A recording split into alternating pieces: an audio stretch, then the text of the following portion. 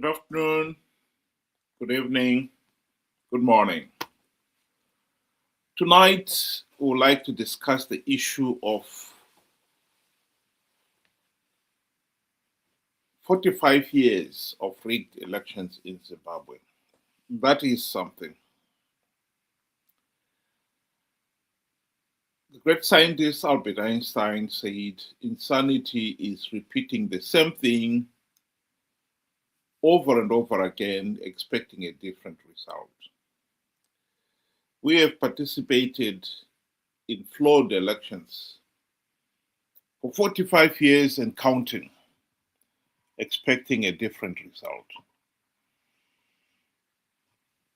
That is absolutely amazing. What we'd like to do tonight is I've got Ben here, and we hope that some people will be able to join us later on. And for the listeners, you're welcome to join us. The link is given at the bottom of your screen there. You can join us anytime you want. The rules are very simple. We'll start with Ben. Ben will give us a presentation of why we have had 45 years and counting of rigged elections. The only thing I would emphasize is that Ben, just focus on one issue. Don't bring up many issues. I'll give you 5 minutes or so to give your presentation on that particular issue. Then we'll follow it up with a few comments and clarifications and questions. And then I'll give my own presentation of why we are in this mess. And then you can follow it up with your questions and comments. And then we'll go on to the next issue or a build up on your original one. Okay. Shall we start with you then, Ben? Thank you. Good day to you and good day to our viewers. It is amazing that, after 45 years, we still don't get it. We still don't understand the source of our pain and suffering. We still don't understand how to stop the pains and the suffering. And with each move that we are making, it gets worse. The problem in Zimbabwe is based on our politics. And I'll quote, Kwame Nkrumah. He says, "Seek ye first the political kingdom, and all these other things will fall into place." You're talking about the economic, aspect of the economy. You're talking about the social and so forth. They will fall in place. Once you have good governance, you get accountability. You get traceability. You get a leader that knows and respects the people, because he is a leader that is chosen by the people and will have to stand for the people. Now, if you have none of these, you are going to have ZANU PF, if I may be direct. This is where our problem is. And a lot of people still don't get it. That our problem originally starts by us participating in rigged elections. And knowing fully well that ZANU PF will rig the election and their rule will perpetuate our own suffering. It's simple. It's not a rocket science where you would expect you know us to really think deep and hard. It is simple. And what makes it more simple is that we have been advised on these topics and truths. But lo and behold, 45 years, we are still bouncing left, right, and center. We still can't get it.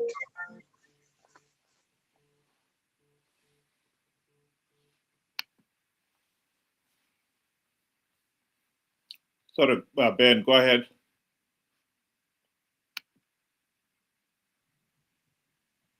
Yeah, so it is amazing, why it has taken us so long on the obvious.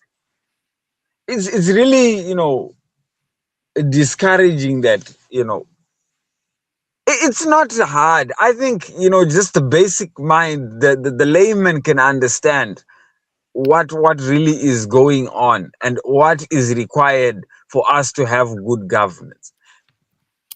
And the good thing is we have been told, so it's not something that we have to come up you know for ourselves with we have already been given. So why are we then still willing participants in rigged elections?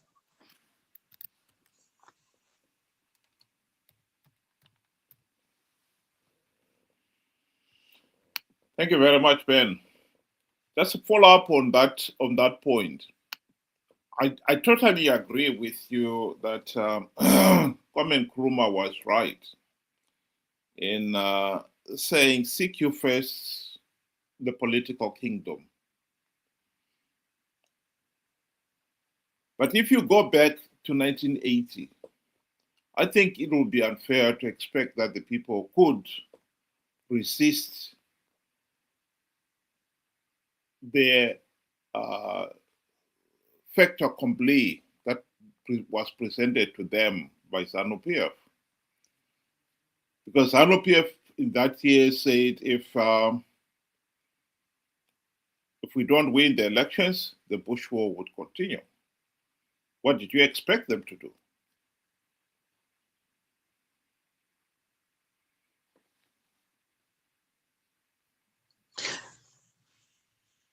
Now, but let me put it this here. I saw a video, just in 1980, before ZANU-PF actually came into power. And there was a white journalist that asked a very, very interesting question. And he was asking people from all walks of life that were just, moving about. And people were excited that at the prospect of finally having to vote, finally having to choose their own, person or individual to represent them. But his question was, what if Mugabe fails to deliver? The answers that came out of there were shocking. Some said, we don't want to think about it. Some said, it's impossible, he's not going to fail. Those are important. It was an important question, and none responded. They basically buried their head in the sand. If again, I'll quote Ian Smith. Ian Smith said,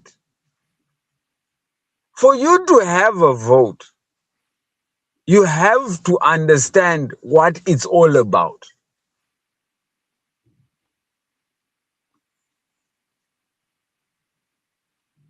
Did we understand? I don't think so. The moment ZANU PF made it about themselves, that was a red flag. Wouldn't it be my then follow-up question to you would be, wouldn't it have been easier to stop ZANU PF after they had just uttered that sentence before they became government?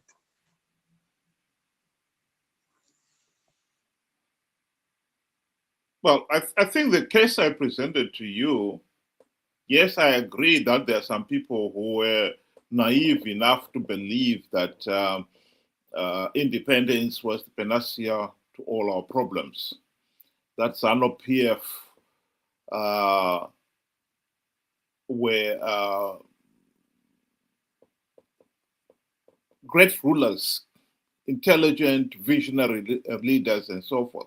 That cannot be denied. But the case I presented to you still is valid. If you are a voter and you're presented with somebody who is holding a gun and he says, if we don't win the elections, the Bush war would continue.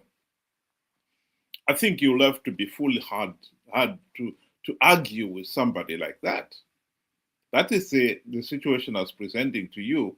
In other words, as much as they would have understood what Kwame Nkrumah was saying,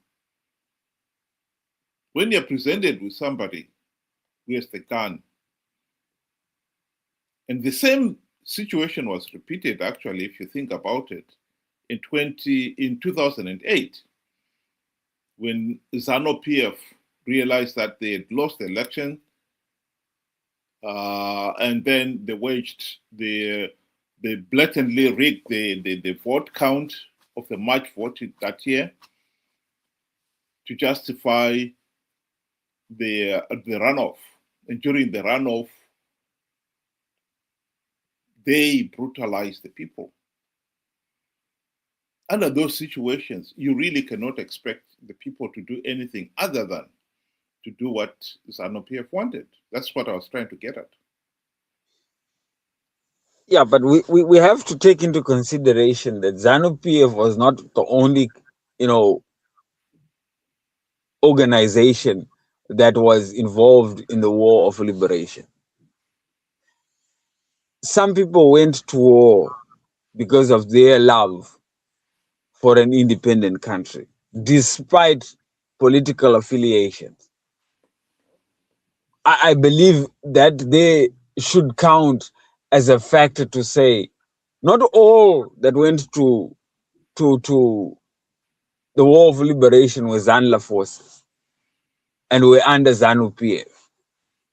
There were many other independent, those that were in the ZIPRA and so forth.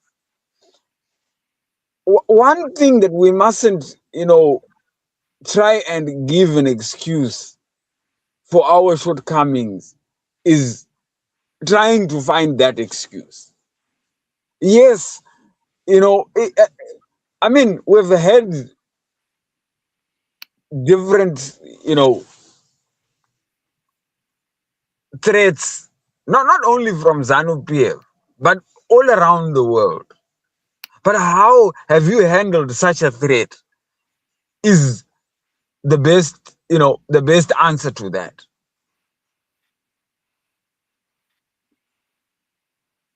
We have to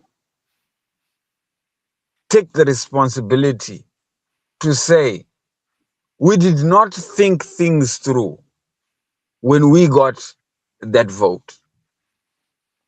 Very few people understood what that vote meant. And this is why we are in this mess. Not because ZANU PF threatened.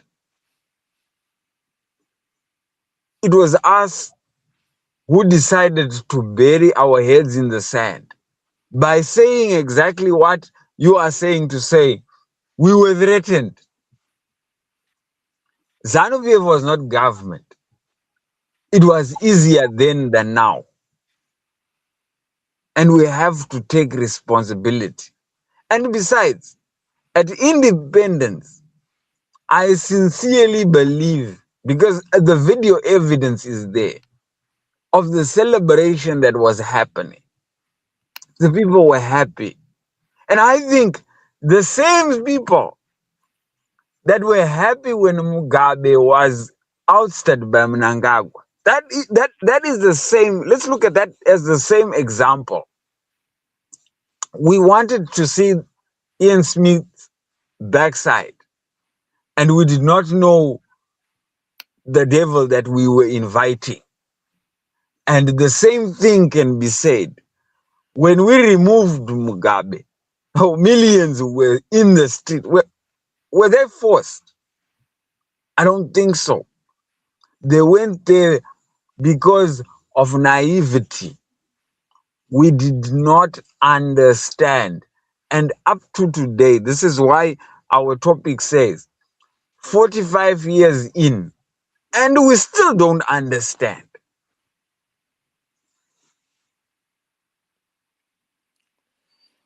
Well, I think I would have commented on that point differently. I believe that there is instances when you are confronted with a regime that has got the uh, the, the ability to impose itself, as ZANU-PF has been able to do, you have no choice.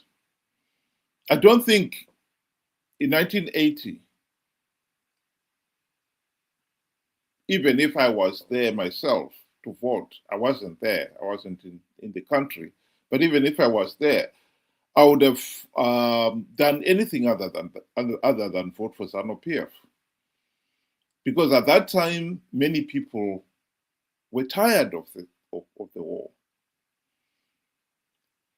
And again, in 2008, during the runoff, when you are confronted with a regime where nearly 500 people were killed, and that reality forced people to abandon their desire for political change. I think that maybe at this point it will be pertinent to play a video of Professor Ibo Mandaza telling the story of what happened in 2008. So I think when that reality is there, you cannot run away from it. You've got to admit it's there, and as much as you would want to consolidate your right to a meaningful say in the governance of the country, which I agree is very important, under those situations, you cannot. Here is what Professor Ibo Mandaza said on the subject. I also know that Mugabe conceded defeat in 2008. He found Mbeki and Obasanjo to concede defeat. I hope that Thabo Mbeki and Obasanjo will one day make that public. But one of them, I won't say which one, told me that Mugabe phoned them that Saturday night and said, look, I lost the election and I concede defeat. And I know that Mugabe stuck to his guns. I was prepared to go. His wife was since bags packed to go somewhere on the following day when Mnangagwa and Chiwenga approached him and said, you stay where you are.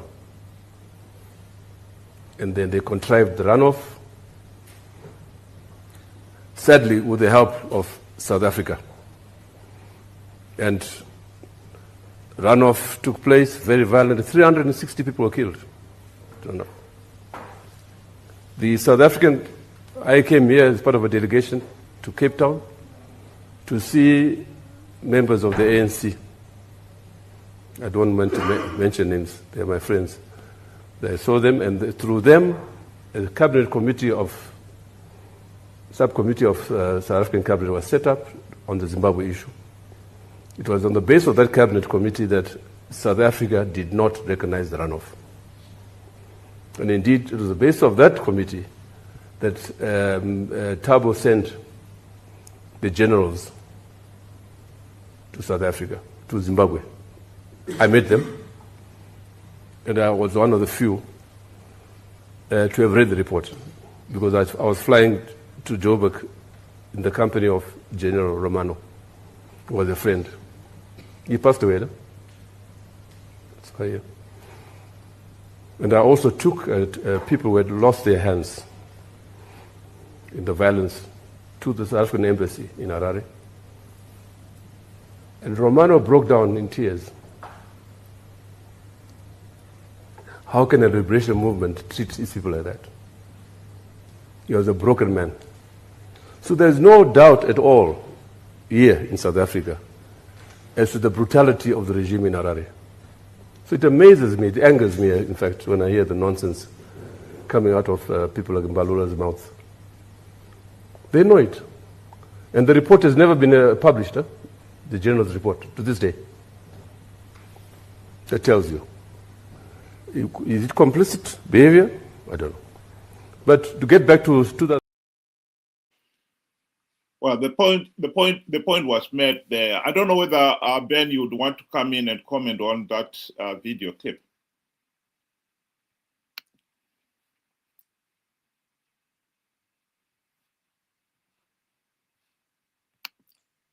Sorry, Ben. Do you want to come in? Yes. You know, I do understand the brutality that the people of Zimbabwe have faced at the hands of ZANU-PF's hold on power. And I do believe they would have made it impossible for Zimbabwe to rule itself except they be at the helm. I do accept that. But we have to realize at one point there will have to be sacrifices made. I don't believe we are simply just going to talk or also away to ZANU-PF and they will just freely say, oh, okay, now the people have decided. They are not people oriented. Let's get that straight. But we cannot say just because ZANU-PF said this and we go along with it. If we truly want Zimbabwe, there has to be a time where we draw the line. And I believe we had help and we still have help out there. But first of all, we have to help ourselves. The journalist, and I'll go back to the example that I gave in the beginning, the journalist that asked that question, what if Mugabe fails, was helping us. Think about it. Though you are happy, think, what steps do you have? And that question there is still lingering and still hasn't been answered and still deserves an answer. Because we could not answer that day. We replaced Mugabe for Mnangagwa. And that question would have been, what if Mnangagwa fails? Because the DNA was there. It is coming from the same thing. And I sincerely believe everybody that was out in the street celebrating Mnangagwa should hang their heads in shame, especially the learned. They should have known. They know the guy. They know the DNA within ZANU-PF. But again, we decided to bury our heads in the sand. And now here we are. The guy is now threatening to take it up to even 2030. Is up to, the whole thing is a mess. So the sacrificing part and people being brutalized, that is ZANU-PF. Right now, there is no freedom of assembly. There is no freedom of speech. That is who they are. But I mean, at some point, we have to be realistic. Something has to give. And I said, the good thing is we've got help out there. But the help can only come when we decide to help ourselves. Because just like school, you go through and the teacher teaches, and then the teacher gives you exercises. You do the exercise, you fail, they give you corrections. This is the same thing where you have organizations like SADC, AU, EU, they come together and come and observe our elections and how we are doing our democratic practice. They mark accordingly, and then they give us the corrections. But then when they give us the corrections and then we close the book, what do we expect? Again, we're doing the same thing that the first journalist asked. What if?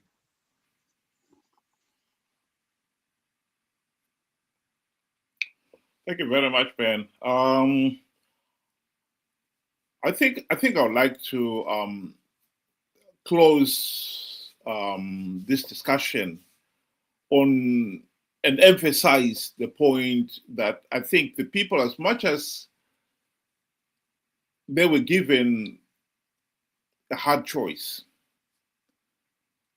if you are being told that if we don't win the elections, the Bush war would continue. Yes, I would have voted to end the Bush war. But I think at the back of their minds, they should also have realized that this was not what they had been fighting for. And therefore, then per se, prepare for themselves to fight back. And I agree that we are now talking of 45 years after independence, and we still have a de facto one-party state. If the people have been fighting back, the answer has got to be no. 2008, yes, they tried to fight back. When they were given the chance to vote ZANU-PF out, they did vote ZANU-PF out. And then the regime stepped back again and took over. That is to be regretted. Yes, they had no option in that runoff but to elect Mugabe. But to be fair to SADC, SADC stepped in and denied ZANU-PF political legitimacy, forcing the regime to go into the GNU. And this is where the people failed themselves. Because during the GNU, it was the golden opportunity for the country to finally force ZANU-PF to implement the democratic reforms, to stop ZANU-PF rigging the elections. Unfortunately, we failed to implement even one reform. And what is worse, even to this day, there are many Zimbabweans out there who do not even appreciate that the GNU, the 2008 to 2013 GNU, was the golden opportunity for the country to implement the reforms. Ignorance comes, like everything else, with a price tag. And we paid dearly for that. Because we should have realized that MDC guys have sold out and they should have put them under pressure. We have never done so. And Zimbabweans still continue to follow the opposition MDC, Triple C guys sheepishly, like sheep to the slaughter. Democracy demands that the people should be educated, knowledgeable, objective, and diligent. We've not been that. That would be my comment on that point. I think we need to wake up to that reality. Thanks so much, Ben. Do you want to give your closing remarks?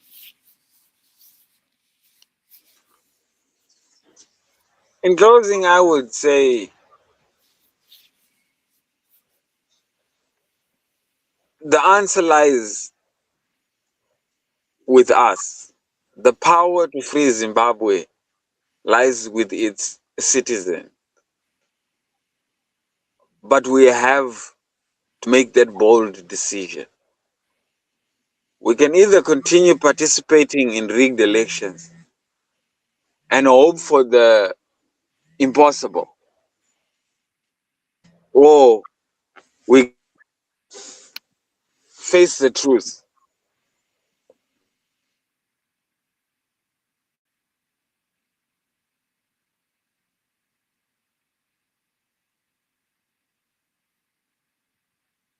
That we were just being conned into doing so.